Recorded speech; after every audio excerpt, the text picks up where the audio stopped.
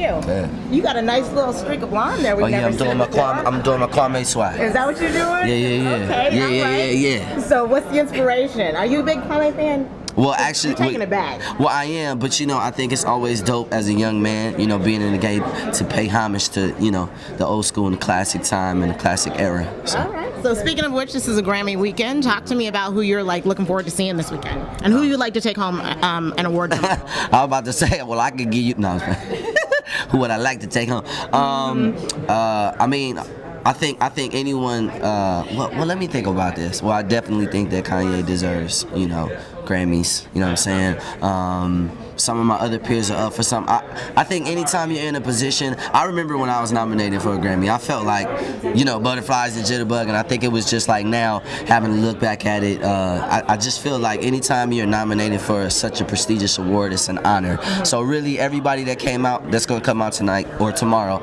is going to be just a winner. So it doesn't matter who take it home. You know, you're going to be in the building. Okay, so that means you know you're making it some places. So. All right. How did you feel the first time that you heard your song on the radio, and where were you? Well, I was really young. I was probably like 14 years old. I was excited, but I felt more like, okay, this is the first step of many. So, you know, not too excited, but I was excited. Who do you love from a genre that's completely different than your own that we would never think that you'd be a fan of? Probably, a lot of R&B singers are fan of country secretly. People don't really know this, but you know they really take a lot of time on their songwriting, and Rascal Flatts is probably like one of my favorite groups. Yeah, you know their lyrical content and just you know the way their harmonies are. It's simple, it's nice. Background band too. Yeah, background band. Yeah. You should go. You have to them. They're awesome. Right. All right. Tell us something about you that nobody knows.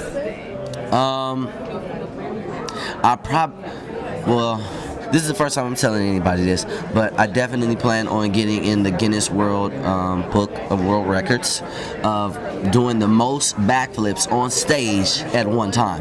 Yeah, that was a plan of mine. I ain't worked it out yet. I got to train for it, but that's something that I want to do, like in the performance. Yeah. Who are you wearing? A little polo. This is actually a vintage Fendi. This is really where, you know, Louis got the print, but, you know, I ain't gonna tell y'all that. Yeah, this is vintage Fendi, Louis Bell, you know what I'm saying? Some nice shoes. double jeans, you know what I mean? We fresh. Tell me, is there a phrase that you live by? Like a quote or a phrase? Failure is not an option. Ooh, I like that. Yeah. All right. Thank you so much. Stand back, we're gonna get an up and down fashion shot of you. Cool.